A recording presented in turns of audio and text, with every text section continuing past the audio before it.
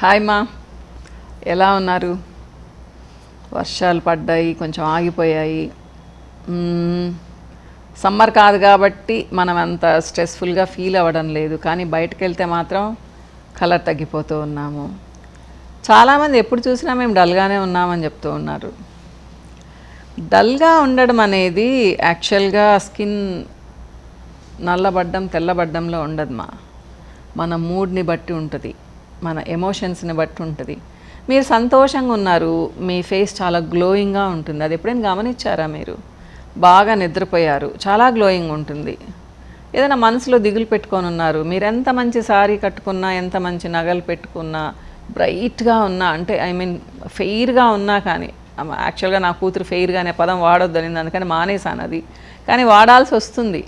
ఉన్నా కానీ డల్గా ఉన్నట్టే అనిపిస్తుంది. ఎందుకంటే మన సంతోషంగా ఉంటేనే మన ఫేస్లో అది రిఫ్లెక్ట్ అవుతుంది.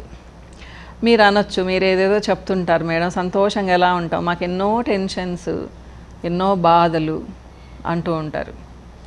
మా బాధలు లేకుండా ఏ ఫ్యామిలీ అయినా ఉంటుందంటారా? చెప్పండి నాకు, అవునా కాదా? ప్రతి ఒక్కళ్ళకి వాళ్ళకి తగ్గట్టుగా టెన్షన్స్, స్ట్రెస్లు ఉంటాయమ్మా. కానీ నిన్నటి ఈ రోజుకు మొయ్యకూడదు. మనం నిన్న వదిలిపెట్టేయాలి. నిద్రపోగానే ఫ్రెష్గా లేవాలి.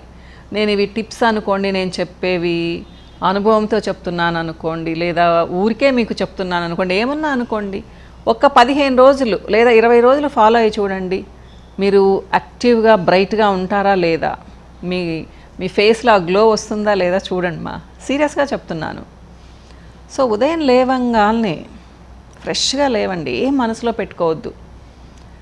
వెళ్ళంగానే బ్రష్ చేసుకోండి, వాష్రూమ్లోకి వెళ్ళి బ్రష్ చేసుకోండి. మంచినీళ్ళు తాగండి 2 గ్లాసులు. ఫోన్ పట్టుకోకండి పేపర్ పట్టుకోకండి, ఫోన్ పట్టుకోకండి. ఉదయం లేవంగానే మునిగిపోయేది ఏం లేదు దాంట్లో. సో మీకు ఏదైనా థైరాయిడ్ ఉన్నా, ఏదైనా మెడిసిన్ వేసుకోవాలంటే వేసుకోండి. తర్వాత మీకు ఇష్టమైన డ్రింక్ తాగండి. చిన్న గ్లాస్ పాలు తాగేవాళ్ళు పాలు, లేదా టీ తాగేవాళ్ళు టీ, 1 కప్పు కాఫీ తాగండి, ఏం ఇబ్బంది లేదు. ఒక 10-15 నిమిషాల తర్వాత మీరు వంట చేస్తుంటే ఏం వంట చేసుకోవాలో ఆలోచించుకోండి. బ్రేక్ఫాస్ట్కి రెడీ చేసుకోండి.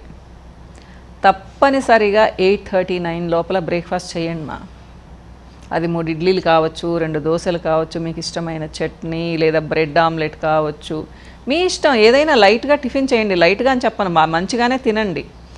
దాంట్లో ఒక ఫ్రూట్ కూడా తినండి మంచిది. తర్వాత మీకు టైం ఉంటుంది అంటే ఈ లోపల స్నానం చేయండి. మర్చిపోయాను అదొకటి.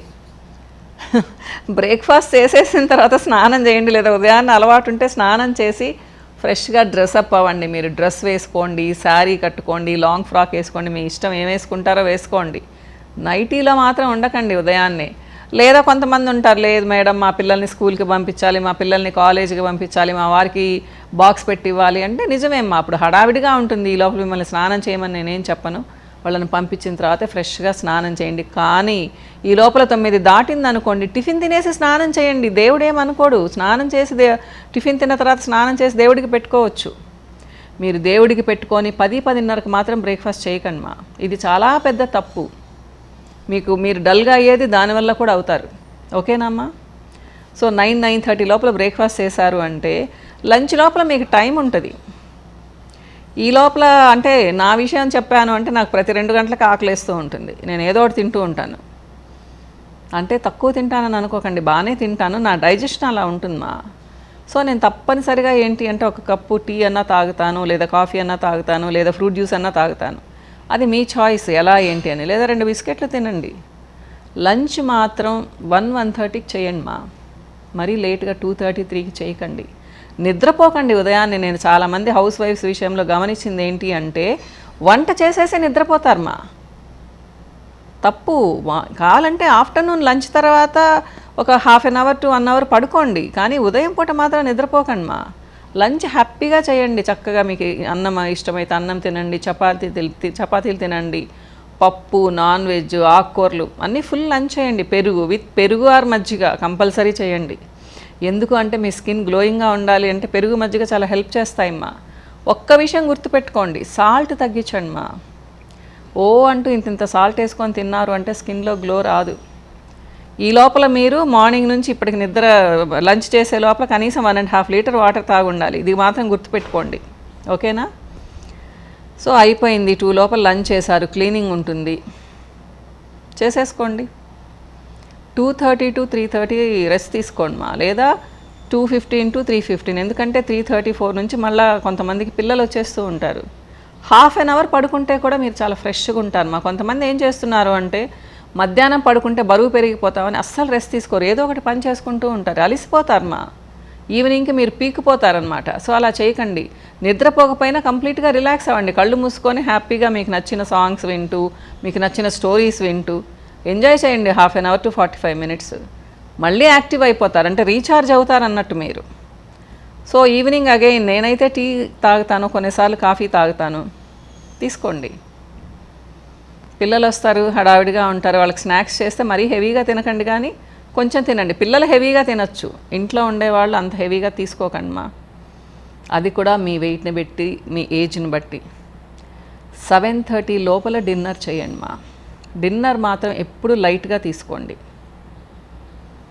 ఎందుకంటే హెవీ డిన్నర్ తీసుకున్నారు అంటే మీ ఎనర్జీ మొత్తం దాన్ని డైజెస్ట్ చేసుకునే దానికి సరిపోద్ది, మార్నింగ్కి చాలా స్ట్రెస్ఫుల్గా ఉంటారు. సో ఎవరైతే లైట్ డిన్నర్ చేస్తారో, ఎర్లీగా చేస్తారో మార్నింగ్కి ఫ్రెష్గా ఉంటారు.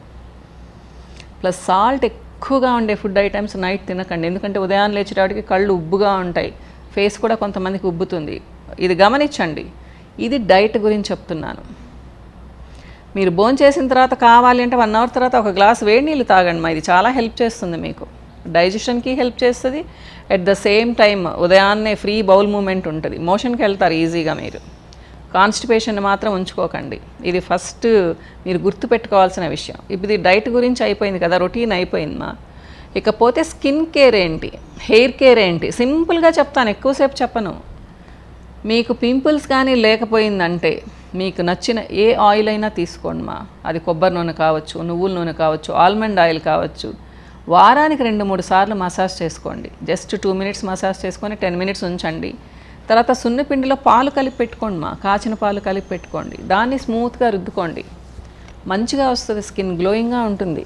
మీకు ముఖ్యంగా ఫంక్షన్స్ ఉన్నప్పుడు చేయండి, ఓకేనా అమ్మా. సో ఒక ప్యాక్ కూడా చెప్తాను ఇక్కడ మీకు. ప్యాక్ ఏంటి అంటే పాల పొడి తీసుకోండి, ఒక 1 spoon, దాంట్లో 1/2 spoon ముల్తానీ మిట్టి వేయండి మా, 1/2 spoon తేనె వేసుకోండి, 2 చుక్కలు 3 చుక్కలు నిమ్మరసం వేసుకోండి, కలుపుకొని ప్యాక్ లాగా వేసుకోండి. వారానికి ఒకసారి వేసుకోండి మా. 10-15 minutes ఉంచి నీట్గా కడిగేయండి రుద్దుకుంటూ. మీరు ఈవెన్ అది కళ్ళ కింద ఇక్కడ కూడా పెట్టచ్చు, ఎందుకంటే పాల పొడి కాబట్టి మీకు లాట్ ఆఫ్ ప్రోటీన్, మాయిశ్చర్ కూడా ఇస్తుంది. ట్రై చేసి చూడండి, పాలతో కాదు, పాల పొడితో అంటున్నాను, మిల్క్ పౌడర్. సో ట్రై చేసి చూడండి మా. ఇకపోతే మంచి సోప్ వాడండి, మీకు సూటబుల్ సోప్ వాడండి, డ్రై అయ్యేటట్టుగా వాడద్దు. సో దీనికి ఏమన్నా మీకు ఇన్ఫర్మేషన్ కావాలంటే హాయ్ టీవీ చూడండి మా, చాలా వీడియోస్ ఇస్తూ ఉంటాను. సో హాయ్ టీవీ చూస్తే మీకు చాలా విషయాలు తెలుస్తాయి. ఇకపోతే హెయిర్, వారానికి 1-2 సార్లు ఏదో ఒక ఆయిల్ తలకు పెట్టుకోండి మా. అది కొబ్బరి నూనె కావచ్చు, నువ్వుల నూనె కావచ్చు, లేదా మెడికేటెడ్ ఆయిల్ ఏదైనా కావచ్చు. మీకు బోర్ అయితే 2 గంటలు పెట్టుకోండి, లేకపోతే ఓవర్ నైట్ ఉంచుకోండి మా. కానీ రోజంతా జిడ్డుగా ఉండకండి, అది మంచిది కాదు. సో తలస్నానం చేయండి మార్నింగ్ లేచి, చూడండి ఎందుకు ఫ్రెష్గా ఉండరమ్మా, కళకళలాడుతూ ఉంటారు. ఫస్ట్ మీరు ఉదయాన్నే లేవడం, డైట్ మంచిగా తీసుకోవడం, చక్కగా నిద్రపోవడం, రెస్ట్ తీసుకోవడం, ఫేస్కి ఏదో కొంచెం మీరు కేర్ తీసుకోవడం. ఇంకా మీ ఫేస్ గ్లోయింగ్గా లేకుండా ఎలా ఉంటుంది చెప్పండి. ట్రై చేసి చూడండి మా. ఏదైనా డౌట్ ఉంటే అడగండి కామెంట్ సెక్షన్లో, ఆన్సర్ ఇస్తాను. ఓకేనా? బాయ్ మా.